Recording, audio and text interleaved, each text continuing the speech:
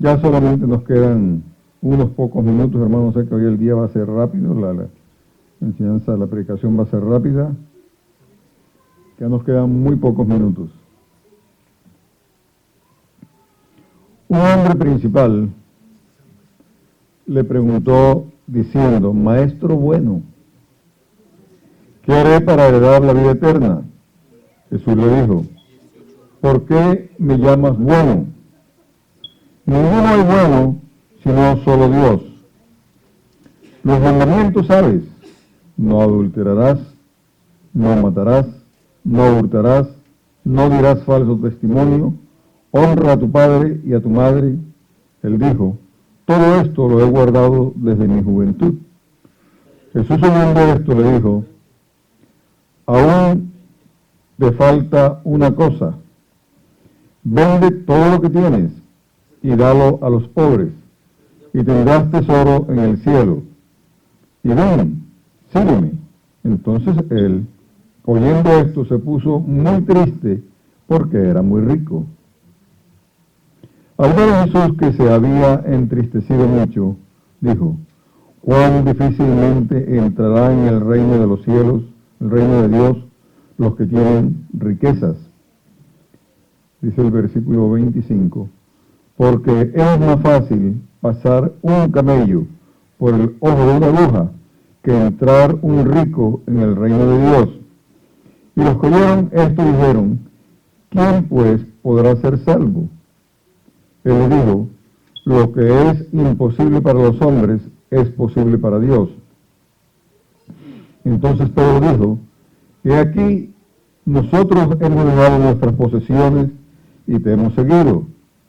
Y él les dijo: de cierto os digo que no hay nadie que haya dejado casa, o padres, o hermanos, o mujer, o hijos, por el reino de Dios, que no haya de recibir mucho más en este tiempo y en el siglo venidero la vida eterna. Señor Jesús, te damos gracias por la oportunidad que nos brinda de invocar tu nombre, rogándote ahora, buen Señor Jesucristo, que seas tú quien nos dirija, quien nos guíe, quien nos dé las palabras, quien nos prepare, Señor, para recibir el mensaje que tú tienes para cada uno en particular, y que nos hable, Señor, conforme a nuestra necesidad y conforme a nuestra incompetencia. Es en tu nombre, buen Señor Jesús, que lo pedimos todo. Amén y amén. Gloria al nombre del Señor Jesús.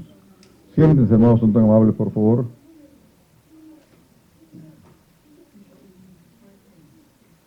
El tema del dinero no es algo fácil de tratar, y menos en un medio como el nuestro, un medio evangélico, un medio cristiano. Amén. Muchos hoy, hermano, han sido llevados por caminos que pudiéramos decir que no son nada bíblicos y nada evangélicos. Amén. Cuando se trata del tema del dinero. Y, sin embargo,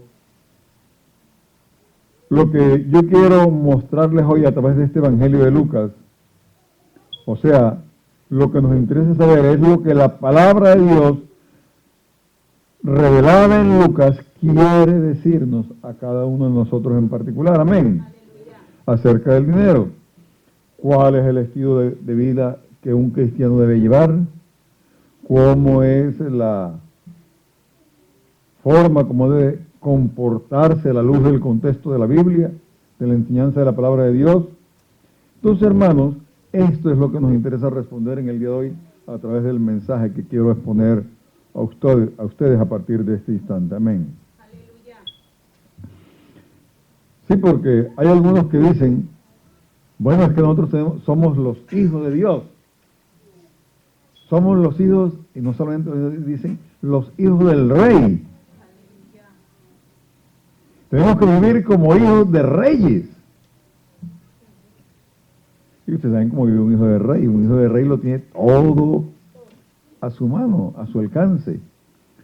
Un hijo de rey solamente hace así, inmediatamente corren 50 siervos para ver qué es lo que quiere, porque levantó la mano. Yo no creo que ese sea el estilo de vida que el Señor quiere para nosotros.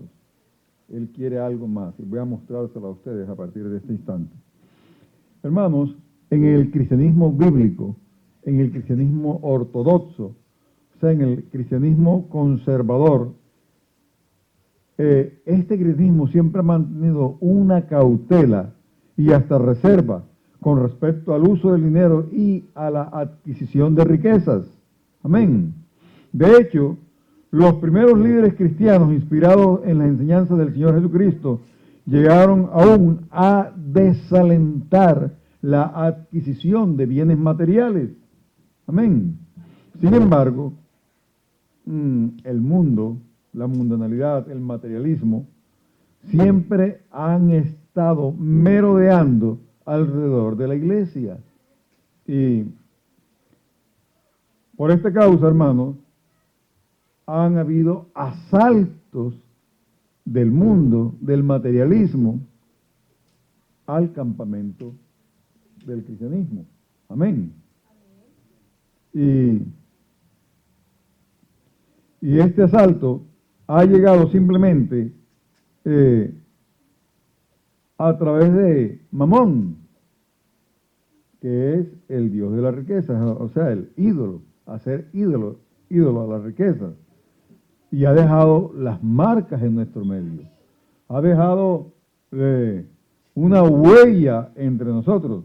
Observaremos ahora, hermanos, que las enseñanzas del Señor Jesús sobre la adquisición de riquezas se distancian de las enseñanzas que daban los judíos o del judaísmo de sus días. Son totalmente distintas. Y también de aquel que es practicado hoy por muchos sectores del cristianismo evangélico. Lejos de estimular la adquisición de bienes, como hacen muchas iglesias, el Señor Jesús aconsejaba más bien sacudirse de todas ellas. No tener tantas cosas. Eso es lo que enseñaba el Señor Jesucristo. Amén. Entonces, hermanos, aprendamos con el Maestro el uso correcto del dinero y cómo ser buenos mayordomos y buenos administradores de lo que Él ponga en nuestras manos. Amén. Porque si el Señor pone algo en nuestras manos, no es para despilfarrarlo, no, Señor. No es para tampoco ir a botarlo o a dilapidarlo. No, Señor, de ninguna manera. Ahí es que atesorarlo, hay que guardarlo, hay que saber administrarlo bien y hay que usarlo para lo que el Señor nos ha establecido que tenemos que usarlo. Entonces, hermanos, desde el punto de vista del mundo, una de las formas más comunes de ver el dinero es como verlo como posesiones que son de naturaleza puramente material. O sea que el mundo no le ve nada espiritual al dinero, no le encuentra nada espiritual. Es solo material, es solamente adquirir, es solamente acumular, es solamente ver en qué forma se le pone, como dicen, la trampa al dólar, al peso. En fin, hermanos, tanto en el mundo antiguo como en el contemporáneo, o sea, en el que estamos viviendo hoy en día, es posible observar que la realidad material pareció siempre sobreponerse a la espiritual. Y eso sigue siendo así hoy en día. El material llega a dominar la vida de las personas y eso incluye el dinero, el bien y todas las posesiones que las personas adquieran. Miren, hermanos, una vez leí algo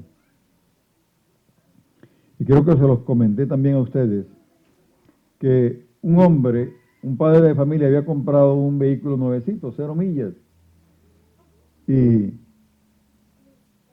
subió a la niña al carro, al vehículo, y la niña llevaba entre sus cosas un lapicero. Entonces la niña le pareció mucha gracia marcar todas las sillas con el lapicero, o sea que rayó todo el carro. Cuando el papá vio esto, se llenó de tanta ira, de tanto rabia, porque la niña había hecho eso, que agarró una regla, una tabla, y le dio en las manos a la niña para que no lo volviera a hacer. Y le dio tan fuerte que las manos a la niña hubo que amputárselas. las dos manos por simplemente una posesión que ella solita se deteriora por completo, se echa a perder y que no tiene ningún valor después. Hermanos, y eso es lo que hacemos cuando sobrevaloramos las posesiones materiales. Amén, gloria al Señor. Entonces, en este mundo en que nosotros vivimos, que es el occidental, porque el desarrollo del Señor Jesucristo fue en el mundo oriental, pero en este mundo occidental donde nosotros estamos, esta forma de ver las cosas se transforma como una filosofía de vida y se niega a ver otra cosa además de la materia. Si en este país donde nosotros estamos viviendo, hermanos, hay dichos como "the time is money", el tiempo es dinero. Hay dichos como que money, money, money, money, o sea, dinero, dinero, dinero solamente. Y aquí, hermano, lo que se valora es el dinero. No se valora para nada las otras cosas. Por eso aquí tenemos los hombres más ricos del mundo. Por eso aquí tenemos las empresas más poderosas del mundo. Por eso aquí tenemos absolutamente todo lo mayor en el mundo. ¿Por qué? Porque se valora lo material. Entonces, hermanos, por esa perspectiva, el material es sobreestimado mientras que lo espiritual es ignorado y es suplantado. Eso es lo que está pasando en el medio nuestro. Entonces, en este medio ambiente, quien tiene posesiones es valorado y quien no las posee, nada vale. Y eso es exactamente lo que pasa entre nosotros. El que tiene algo, en este medio donde estamos, es considerado como alguien. El que tiene su casa, el que tiene su carro, el que tiene su negocio, el que tiene su empresa, el que tiene algo, entonces ya es valorado. Pero el que no tiene nada, no vale absolutamente nada. O sea, hermano, que el dinero como valor material que garantiza posesiones, gana el estatus de señor y no de siervo. El dinero se ha convertido en el señor, o sea, en el Dios de los que piensan de esa manera. Y en ninguna manera se convierte en un siervo de ustedes, sino todo lo contrario, es el que manda, es el que ordena. Desde el punto de vista cristiano, o sea, en el contexto nuestro, el mismo Dios que hizo lo espiritual es el mismo que hizo lo material. O sea que de ninguna manera vamos a mirar el dinero como algo malo, no, señor. El Señor fue quien lo creó, quien lo hizo. Todas las cosas materiales, ¿quién las hizo? Nuestro Dios. Pero también lo espiritual lo hizo nuestro Dios. ¡Aleluya! Entonces, hermanos, en las enseñanzas del Señor Jesucristo no hay un dualismo entre la materia y el espíritu. Sin embargo, las cosas espirituales, por ser de naturaleza eterna, están sobre lo material. Amén. Que son temporales. Porque si algo es eterno y algo es temporal, ¿cuál tiene mayor valor? Lo que es eterno. Miren nomás cuando nosotros vamos a comprar una olla para cocinar. Nos dicen, a esta le vamos a dar garantía de por vida. Mientras usted esté vivo, su artefacto que compró está garantizado. O sea, dice, esto es eterno. Pero si usted va a comprar esa misma olla y le dice, no, solamente se la garantizamos por 5 años, ¿cuál de las dos compraría usted? Hombre, la que me garantizan eternamente. ¿Por qué? Porque tiene más valor esa garantía. Entonces, hermanos, por esta causa, lo espiritual está por encima de lo material, porque lo espiritual es eterno, mientras que lo material es temporal. Amén. Gloria al nombre del Señor Jesús. Ahora, en San Lucas, en el capítulo 10, versículo 41 dice, respondiendo Jesús le dijo, Marta, Marta, afanada y turbada estás con muchas cosas. Y en el versículo siguiente, ¿cómo dice? En San Lucas 10, 41. Ahora el 42 dice, pero solo una cosa es necesaria, y María ha escogido la buena parte, la cual no le será quitada. ¿Cuál era la parte que había escogido María? Escuchar al Señor, o sea, lo espiritual. Lo espiritual, hermanos. Gloria al nombre del Señor Jesús. Entonces, en esta perspectiva del cristianismo, en esta perspectiva nuestra, por lo tanto, las dimensiones material y espiritual coexisten. No vamos a dejar nosotros nunca de pensar que por estar ya convertidos al Señor Jesucristo vamos a dejar de trabajar. Como alguien me dijo estando aquí sentado, no, si yo no tengo por qué trabajar, si el Señor ha prometido velar de mí y darme todo lo que yo necesito. Y dije, bueno, está bien, hermana, diga así. Pero no, hermano, nosotros tenemos que trabajar. Además, la Biblia dice que el que no trabaje, ahí está, que tampoco coma. Yo creo, hermanos, que a veces son simplemente enfoques errados que nosotros tenemos de las cosas, pero que tenemos que corregirlas.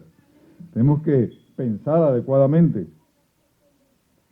Entonces, así como servimos a Dios con nuestro espíritu, hermanos, también nuestra dimensión espiritual debemos también servir al Señor en este campo. O sea, como servimos al Señor con lo material, vamos a servir al Señor con lo espiritual. Como servimos al Señor con lo espiritual, también vamos a servir al Señor con lo material. Amén, gloria al Señor. 1 Corintios 6, 19 y 20 dice, ¿o ignoráis que vuestro cuerpo es templo del Espíritu Santo,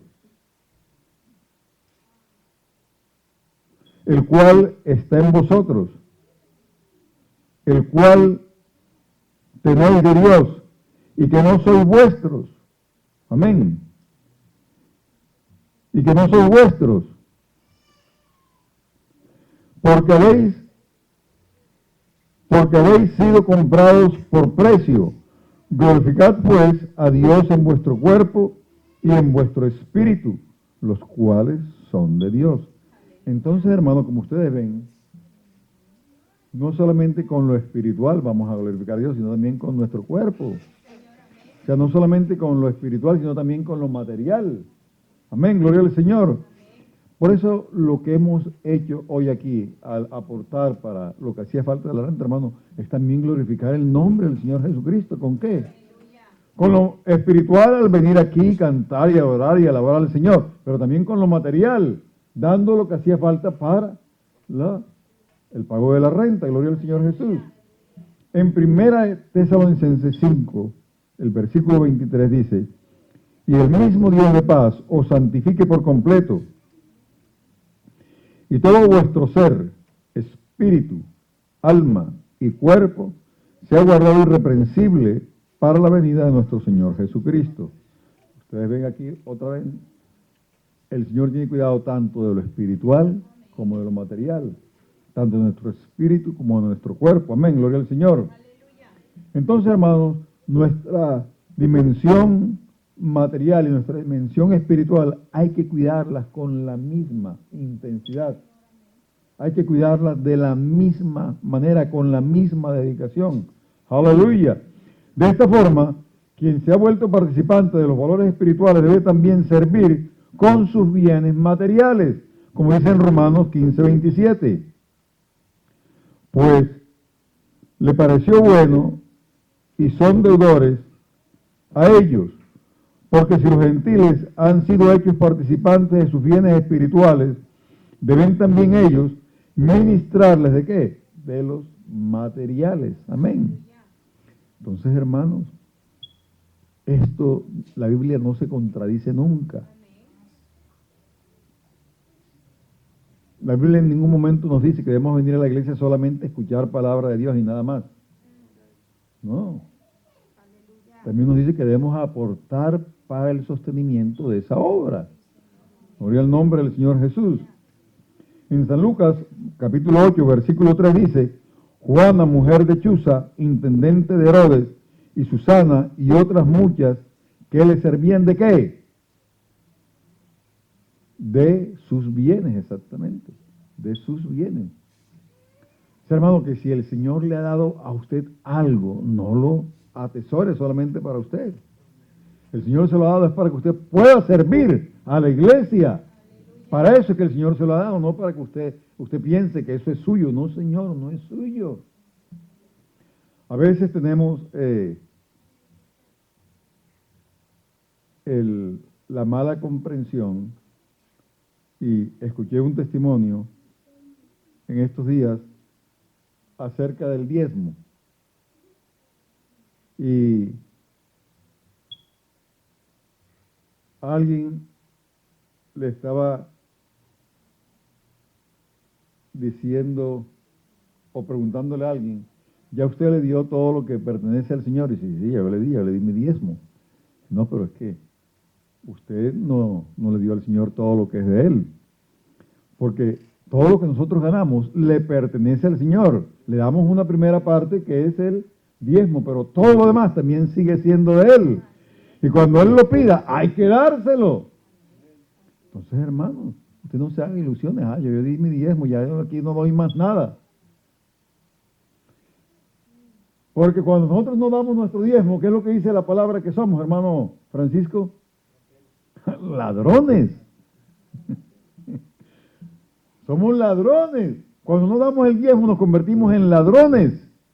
Estamos robando, imagínense, al que nos está dando.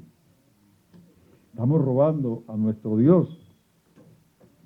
Entonces, hermanos, aquí el dinero, como todas las cosas materiales, no son vistos como el Señor de nuestras vidas, sino simplemente como nuestros siervos. Amén. Por el nombre del Señor Jesús. Entonces, en la perspectiva del mundo, el dinero es solo un elemento material. En la cristiana, las dimensiones espiritual y material tienen el mismo valor y deben coexistir la una con la otra, aunque sabemos que lo espiritual es de mayor valor que lo material. ¿Por qué? Porque son eternos, mientras que lo demás es temporal. Hermanos, antes de entrar en más aclaraciones sobre este punto, es importante que usted entienda bien lo que les he leído en San Lucas 18, del 18 al 30, donde leí. Por eso, quiero hoy traerles un comentario que ha hecho un estudioso de la Biblia que dice,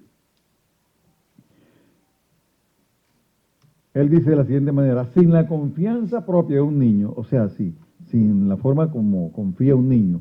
Aquí tenemos a Julie. Mire, Julie confía totalmente, 100%, en la hermana Teresa.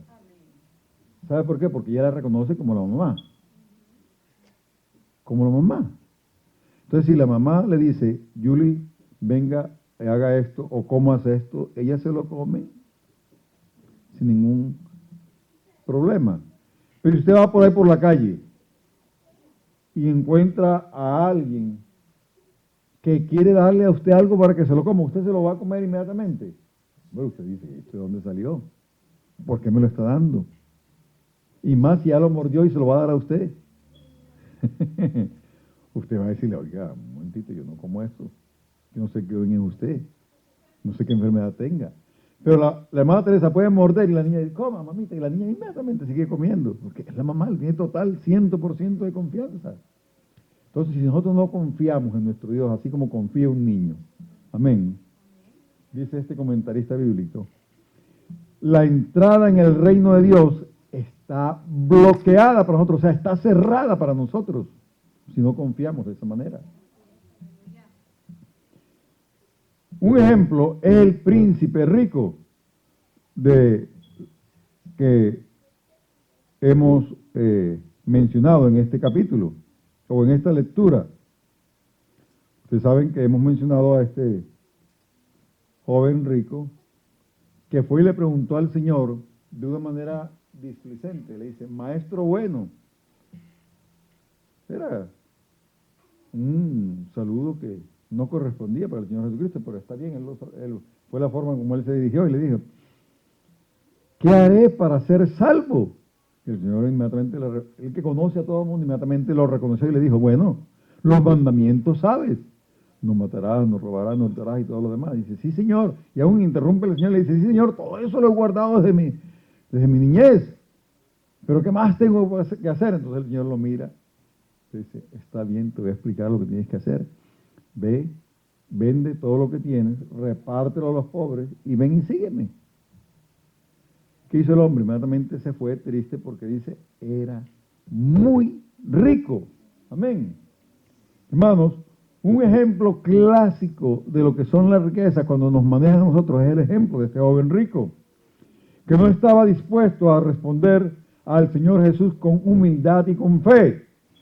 Mateo dice que él es joven. En Mateo 19:20 dice, el joven le dijo, todo esto lo he guardado desde mi juventud, ¿qué más me falta? Y Lucas lo identifica como príncipe, tal vez de una sinagoga. En Lucas 8:41 dice, entonces vino un varón llamado Jairo, que era principal de la sinagoga, y postrándose a los pies de Jesús le rogaba que entrase en su casa. Como los fariseos, hermanos, él confiaba en sus buenas acciones, también tiene riquezas a las cuales él está apegado. Este príncipe supone que falta una obra que él no está haciendo actualmente para poder heredar la vida eterna completamente, para estar totalmente y 100% seguro de que él va a obtener la vida eterna. Entonces le dice, maestro bueno, ¿qué haré para heredar la vida eterna?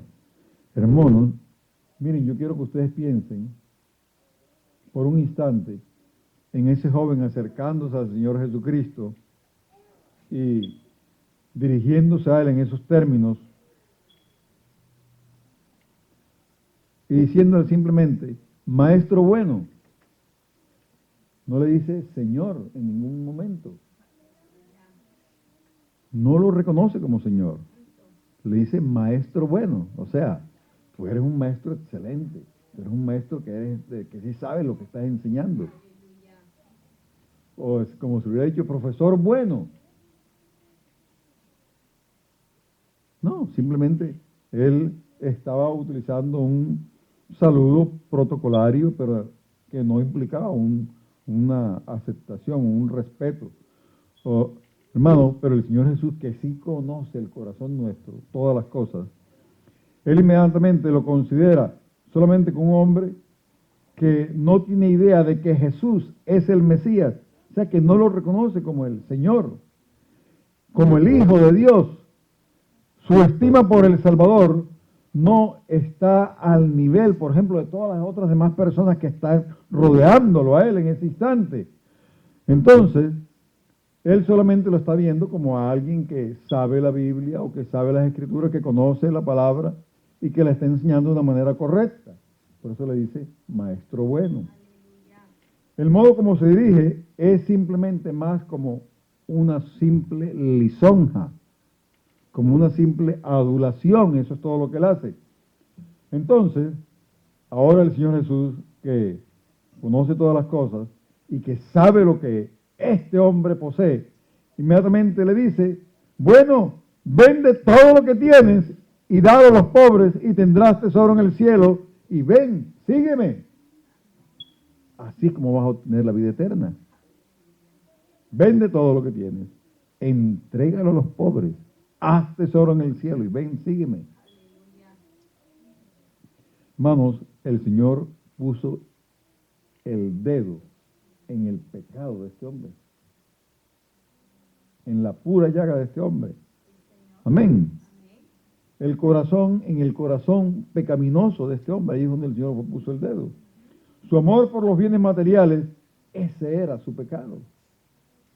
Él estaba guardando absolutamente todos los demás mandamientos, los estaba guardando. Y digo que los estaba guardando desde la infancia. Pero ¿qué pasaba? Que había un pecado que él tenía oculto y en su corazón, y era ¿cuál? El amor al dinero, el amor a lo material, el amor a todos sus bienes materiales. Sus riquezas terrenales estaban entre él y Dios. Puesto que no puso a Dios en primer lugar en el corazón, entonces el Señor Jesús le exige que distribuya todo ese dinero. Hermanos, por eso en Éxodo, en el capítulo 20, el versículo 3, el Señor nos hace una exigencia.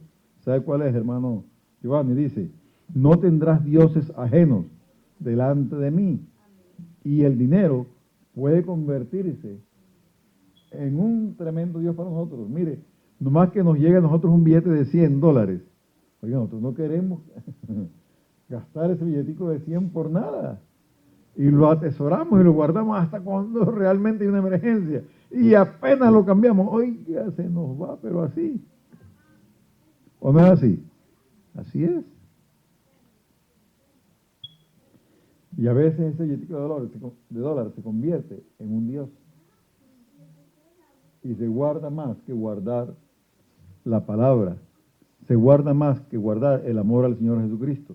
Se guarda más que el respeto a las cosas de Dios. Amén. Entonces, hermanos, este hombre está poco dispuesto a obedecer al Señor Jesús. Y entonces él lo que hace es que se va sin haber obtenido lo que él quería obtener, que era la vida eterna. No la pudo obtener, se fue así como llegó. Mientras se va, el Señor Jesús observa cuán difícil es que los ricos entren en el reino de Dios. En el versículo 24 que he leído, más fácil es pasar que un camello por el ojo de una aguja que un rico entre en el reino de Dios. Amén. Entonces, hermanos, su tentación es confiar en ¿qué? En las cosas terrenales. Es confiar en las cosas del mundo. A ellos les parece difícil entregarse a la misericordia de Dios y llegar así al reino. Les parece muy difícil a los ricos. Por eso es que ustedes ven, hermanos, que todos los ricos tratan de calmar sus conciencias, creando ¿qué? Organizaciones en las cuales ellos dan dinero. O sea, si ellos crean organizaciones, por ejemplo, Shakira tiene una que se llama Pies Descalzos. George Clooney tiene una para ayudar a todas las mujeres en el mundo. Y así todos los demás, usted escoja el que quiera, ellos tienen su ¿cómo se llama eso? Organización, ¿verdad? Fundación, esa es la palabra, fundación.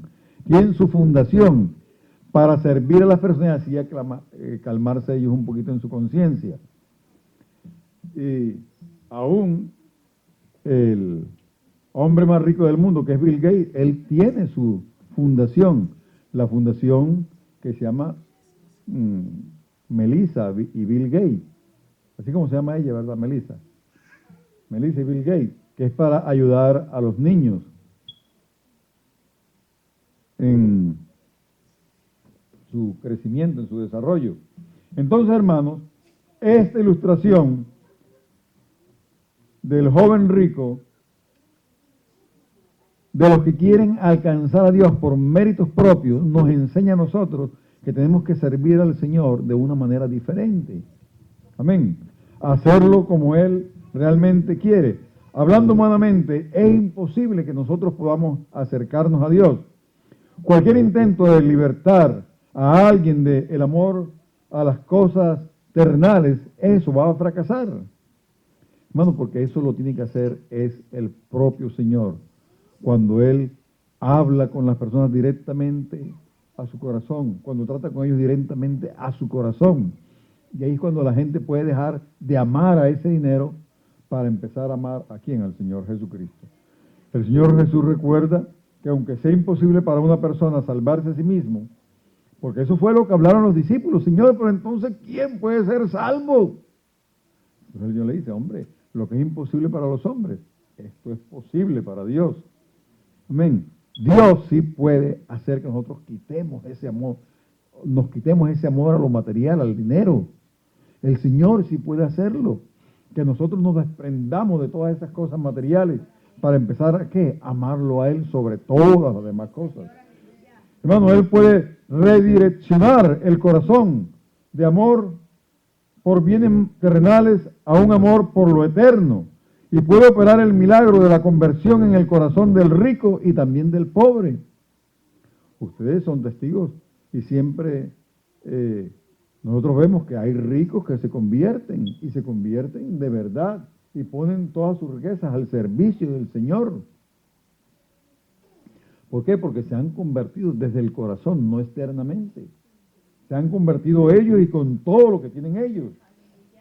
Entonces, hermanos, nosotros como humanos no podemos cambiar el corazón absolutamente de nadie, pero si usted se acerca al Señor con fe, el Espíritu Santo inmediatamente va a hacer la obra en su corazón y en sus intenciones y en todo lo que usted es, y va a ser cambiado desde adentro hacia afuera.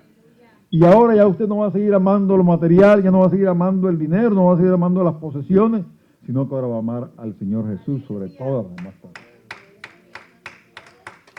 Por eso, hermanos, en el judaísmo, en el tiempo del Señor Jesús, la sociedad estaba dividida en dos clases, en ricos y los pobres. Habían los ricos y habían los pobres. Aún el Señor un día le dijo a alguien, a los pobres siempre lo van a tener con vosotros, pero a mí solamente ahora me tienen. Entonces, déjenla, ella ha hecho lo bueno. Amén. Entonces, hermano, en esta clase más pudiente estaban los sacerdotes que participaban de una élite que controlaba el sistema de sacrificios y se lucraban con él. O sea, se enriquecían con las ofrendas y los sacrificios que llevaba la gente al templo. También estaban allí los herodianos que poseían grandes propiedades. También estaba otro grupo que era formado por los miembros de la aristocracia judía, que se enriquecía a costa de los impuestos que le cobraban a la gente. Amén. Ustedes saben que entre ellos estaba el Mateo, que fue el que escribió el Evangelio de San Mateo, que él era un cobrador de impuestos. Entonces él pertenecía a esta élite de la aristocracia, de los ricos, de los judíos. ¿Por qué? Porque ellos cobraban los impuestos y una parte quedaba con ellos y otra parte le daba al gobierno. Amén. Entonces, el último grupo era formado por los judíos comerciantes, que aunque no poseían grandes posesiones, grandes heredades, ellos sí tenían negocios, participaban activamente en todas las actividades económicas, y por esta situación ellos eran muy ricos. Eran los que manejaban, por ejemplo, la compra del ganado y la venta del ganado, la compra de los alimentos del grano y la venta del grano. Gente con mucho dinero y que, pues, como todo comerciante, ¿verdad?, compra a un precio más barato, pero vende a un precio más caro. Y eso apenas, sino como gana. Y estos eran los comerciantes. En el extremo opuesto de la situación estaban los pobres. Estos eran, como dice en San Lucas, capítulo 21, del 1 al 4, dice: levantando los ojos, vio a los ricos que echaban sus ofrendas en el arca de las ofrendas. Vio también a una viuda muy pobre que echaba allí 2 blancas, y dijo: en verdad os digo que esta viuda pobre echó más que todos, porque todos aquellos echaron para las ofrendas de Dios de lo que les sobraba, mas esta de su pobreza echó todo el sustento que tenía. Amén. Como ustedes ven, hermanos, había ricos y había pobres. Y esta viuda pobre era una de ellas, era de los pobres. El rico iba y echaba de lo que le sobraba a él. Él tenía el bolsillo lleno de dinero, lleno de monedas. Él iba y simplemente metía y sacaba unas poquitas, eso le sobraba, y lo echaba en el arca de la ofrenda.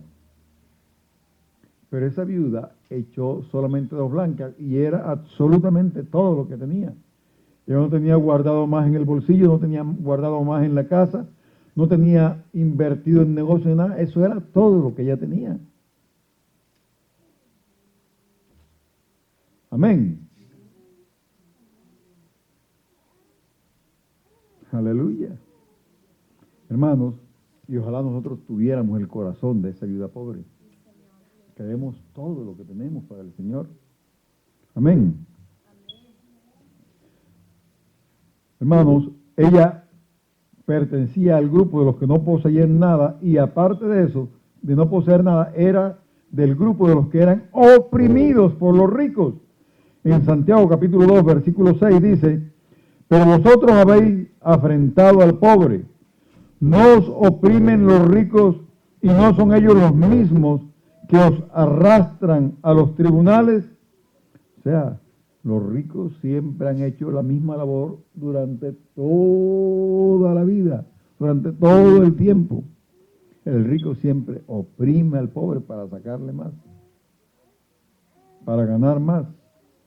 Pero hermanos, en la cultura judía, en los días del Señor Jesús, la posesión de bienes materiales no era vista como un mal en sí, y eso está bien. No porque usted tenga su propia casa, tenga su propio carro, tenga su propio negocio, ahora voy a decir, óigame, usted no está bien, no señor. Tenemos que tener un equilibrio entre todas las cosas. Entonces, hay gente que observan siempre a Salomón, observan a Abraham, observan a David, observan a Job, y dicen que nosotros tenemos que ser como ellos, que eran extremadamente ricos. Miren, aún se calcula que las riquezas de Salomón, ninguno de los grandes ricos nuestros la ha alcanzado todavía. Se piensa que las riquezas de Salomón eran como 10 o más veces que las riquezas que tiene Bill Gates hoy en día. Y este hombre tiene alrededor de 71 billones de dólares. O sea, 71.000 millones de dólares. Sirven, ¿verdad? Es algo, por ahí vamos. Bueno, y dicen que el hermano Salomón era como 10 veces más rico que lo que tiene Bill Gates hoy en día. Ahora, hermanos, entonces, pues, ¿quién no quisiera tener esa bendición que tuvo nuestro hermano Salomón? O la riqueza que tuvo el hermano Job, que era el más rico de todos los orientales. O la riqueza de Abraham, dice que el varón se enriqueció mucho. O la riqueza de David, hermanos. Que David de su propio tesoro sacó para que hicieran el templo y dio todo lo que necesitaban en oro y en plata y en todo lo que necesitaban. Él de su propio tesoro lo sacó. Y no se quedó pobre. Amén, gloria al Señor. Entonces eran hermanos realmente ricos, que tenían algo, ¿verdad que sí?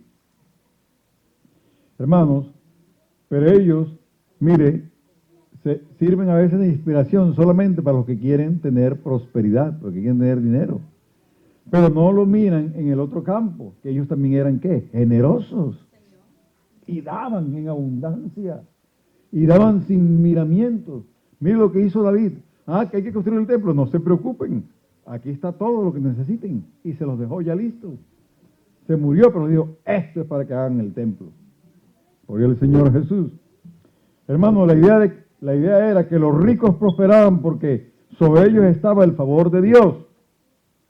Y yo lo sigo pensando, pues que así puede ser también, ¿no? Si un rico o un cristiano aquí prospera es porque sobre él está la bendición de Dios.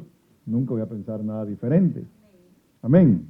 De esa forma, la prosperidad pasó a ser asociada con la piedad. Y ahí sí no estoy de acuerdo. Porque el que usted sea rico no quiere decir que usted sea piadoso. Eso es otra cosa diferente. Para evitar la codicia y la avaricia, la tradición rabínica estimulaba a los ricos a ser generosos y solidarios con los pobres, que era la mayoría de la comunidad. Evidentemente que en esta concepción estimulaba solo las acciones exteriores sin tener en cuenta las actitudes interiores. Ahora, hermanos, por esto en el judaísmo de los tiempos del Señor Jesús había todos estos grupos sociales. Pero ellos si realmente hubieran estado haciendo lo que correspondía hacer, esa brecha se hubiera acabado. No habría esa diferencia de los ricos y los pobres. La idea era que los ricos prosperaban porque tenían el favor de Dios. Y la idea era que los pobres no prosperaban. ¿Por qué? Porque no tenían la bendición de Dios. Y eso era totalmente equivocado. Ahora miremos qué era lo que el Señor Jesucristo enseñaba en estos 3 minuticos más que les voy a robar, a prestar a ustedes, porque no les robo, sino que les voy a prestar. Y se los devolveré otro día.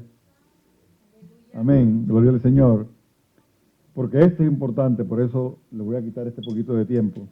Hermano, mire, en la enseñanza de Jesús sobre el uso de las riquezas, Él fue mucho radical de lo que estaban enseñando en los judíos en los tiempos de Él, o sea, los rabinos en los tiempos de Él. El Señor Jesús, al contrario de los rabinos, no asoció la piedad con la prosperidad. La riqueza de alguien nada decía sobre su verdadera condición espiritual, no decía absolutamente nada. Para el Señor Jesús, el peligro de las riquezas estaba en el hecho de que ellas podrían incluso transformarse en un mal para ellos, para el que la poseía, en un peligro para quitarle su salvación. Y así Él lo advirtió en San Lucas 16:13 de la siguiente manera. Entonces el mayordomo dijo para sí: ¿qué haré? Porque mi amo me quita la mayordomía. Cavar no puedo, mendigar me da vergüenza. Hermanos, y en San Lucas 16:13, perdón, que leí mal, San Lucas 16:13 dice: ningún siervo puede servir a 2 señores, porque o aborrecerá al uno y amará al otro, o estimará al uno y menospreciará al otro. No podéis servir a Dios y a las riquezas. O sea que inmediatamente, hermano, Él coloca a las riquezas como un ídolo, porque usted a quien sirve, a quien adora, a quien le da el reconocimiento, es a Dios. Y cualquier otra persona a quien usted, o cosa a la cual usted le haga eso, inmediatamente se convierte en un ídolo, porque son dioses que no son dioses. Amén. Entonces, en este aspecto, la riqueza se convierte en un obstáculo en el camino de aquel que sirve al Señor Jesucristo. En San Lucas 8:14 dice: la que cayó entre espinas, estos son los que oyen, pero yéndose son ahogados por los afanes y las riquezas y los placeres de la vida y no llevan fruto. Amén. Hermanos, yo creo, ahora que lo que nosotros tenemos que tener es confianza en nuestro Señor Jesús. Confianza en Él. Le dijo en San Lucas 12, el versículo 13, uno de la multitud: maestro, di a mi hermano que parta conmigo la herencia. No estaba entendiendo nada de lo que el Señor estaba hablando. Hay que tener confianza en el Señor. Amén. Hermanos, tenemos que estimularnos en la confianza en el Señor, no la confianza en el dinero, no la confianza en la riqueza, no en la confianza en lo que yo tengo en el bolsillo o lo que yo tengo depositado en el banco. Ahí no debe estar nuestra confianza. Nuestra confianza debe estar absolutamente en el Señor Jesucristo. Estén de pie, por favor. Vamos a darle